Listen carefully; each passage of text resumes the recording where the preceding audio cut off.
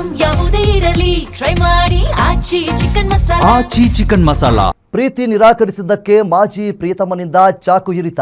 ಬೆಂಗಳೂರಿನ Varthur main road ಬಳಿ ನಡೆದಿರುವಂತಹ ಘಟನೆ ಇದು.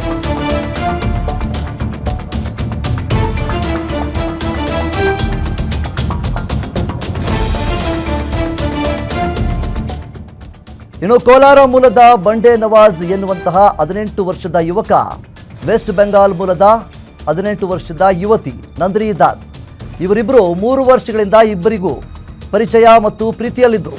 ಯುವತಿಯ ಮನೆಯಲ್ಲಿ ಇಬ್ಬರ ಪ್ರೀತಿಗೆ ಒಪ್ಪಿಗೆಯನ್ನು ನೀಡಿರಲಿಲ್ಲ. ಬೇರೆ ಹುಡುಗನೊಂದಿಗೆ ಯುವತಿಗೆ ಮದುವೆಗೆ ಸಿದ್ಧತೆಯನ್ನು ಮಾಡ್ತಾ ಇರ್ತಾರೆ.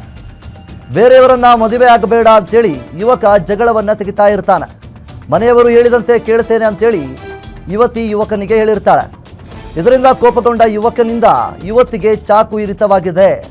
ಚಾಕು ಇರಿದು ತಾನು ಕೂಡ ಆತ್ಮಹತ್ಯೆಗೆ ಯತ್ನಿಸಿದ್ದಾನೆ ಪ್ರಿಯಕರ. ಇಬ್ಬರನ್ನು ಪ್ರತ್ಯೇಕ ಆಸ್ಪತ್ರೆಗೆ ದಾಖಲಿಸಲಾಗಿದೆ. ಯುವತಿಯ ಸ್ಥಿತಿ ಗಂಭೀರವಾಗಿರುವಂಥದ್ದು. ಐಸಿಯುನಲ್ಲಿ ಚಿಕಿತ್ಸೆ ಪಡಿತಾ ಇದ್ದಾರೆ. ವರ್ತೂರು ಪೊಲೀಸ್ ಠಾಣೆಯಲ್ಲಿ ಪ್ರಕರಣ ದಾಖಲಾಗಿದೆ. ನೋಡಿ, 3 ವರ್ಷಗಳಿಂದ ಪರಿಚಯ ಮತ್ತು ಪ್ರೀತಿಯಲ್ಲಿದ್ದಂಥವರು ಯುವತಿಯ ಮನೆಯಲ್ಲಿ ಪ್ರೀತಿಗೆ ಅಂದರೆ ಮದುವೆಗೆ ಒಪ್ಪಿಗೆ ನೀಡಿರಲಿಲ್ಲ.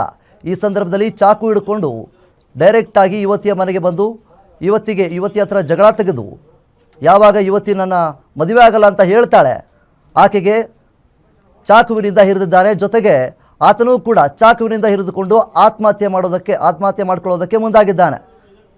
ಸೊ ಇದು ನಡೆದಿರುವಂತಹ ಘಟನೆ. ತದನಂತರ ಇಬ್ಬರನ್ನೂ ಕೂಡ ಪ್ರತ್ಯೇಕವಾದಂತಹ ಆಸ್ಪತ್ರೆಗಳಿಗೆ ದಾಖಲಿಸಿದ್ದಾರೆ.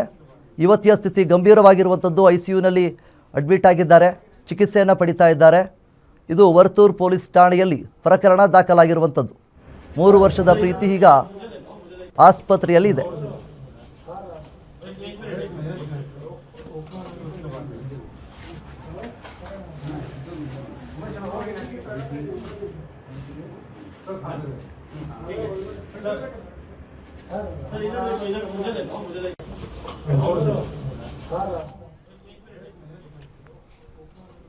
ಇನ್ನು ಯುವಕ ಯುವತಿ 3 ವರ್ಷಗಳಿಂದ ಪರಿಚಯ ಮತ್ತು ಪ್ರೀತಿಯಲ್ಲಿ ಇರ್ತಾರೆ. ನಂತರ ಯುವತಿಯ ಮನೆಯಲ್ಲಿ ಈ ಪ್ರೀತಿಗೆ ಅಂದರೆ ಮದುವೆ ಆಗೋದಕ್ಕೆ ಒಪ್ಕೊಂಡಿರೋದಿಲ್ಲ. ಇದಾದ ನಂತರ ಯುವತಿ ನನ್ನ ಮನೆಯಲ್ಲಿ ಯಾರು ತೋರಿಸ್ತಾರೆ, ಯಾರು ಎತ್ತವರು ಯಾರನ್ನು ಹೇಳ್ತಾರೆ ಅವರನ್ನೇ ನಾನು ಮದುವೆ ಆಗ್ತೀನಿ ಅಂತೇಳಿ ಯುವತಿ ಯುವಕನಿಗೆ ಹೇಳ್ತಾಳೆ. ನಂತರ ಯುವಕ ದಿಢೀರನೆ ಚಾಕನ್ನು ಹಿಡಿದುಕೊಂಡು ಮನೆಗೆ ಎಂಟ್ರಿ ಕೊಟ್ಟು ಯುವತಿಗೆ ಚಾಕುವಿನಿಂದ ಹಿಡಿದಿದ್ದಾನೆ. ಅದಾದ ನಂತರ ತಾನೂ ಕೂಡ ಚಾಕುವಿನಿಂದ ಚುಚ್ಚಿಕೊಂಡು ಆತ್ಮಹತ್ಯೆಗೆ ಮುಂದಾಗಿದ್ದಾನೆ.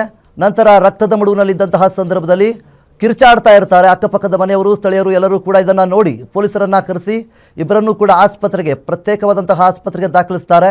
ಯುವತಿಯ ಸ್ಥಿತಿ ಈಗ ಗಂಭೀರವಾಗಿರುವಂಥದ್ದು. ಯುವತಿಯನ್ನು ಐಸಿಯುನಲ್ಲಿ ಅಡ್ಮಿಟ್ ಮಾಡಲಾಗಿದೆ, ಚಿಕಿತ್ಸೆಯನ್ನು ಕೂಡ ನೀಡ್ತಾ ಇದ್ದಾರೆ. ಇನ್ನೊಂದು ಕಡೆ ಯುವಕನನ್ನು ಖಾಸಗಿ ಆಸ್ಪತ್ರೆಗೆ ದಾಖಲಿಸಿದ್ದಾರೆ ಅಂತೇಳಿ ಮಾಹಿತಿಗಳು ಕೂಡ ಕೇಳಿಬಂದಿದೆ.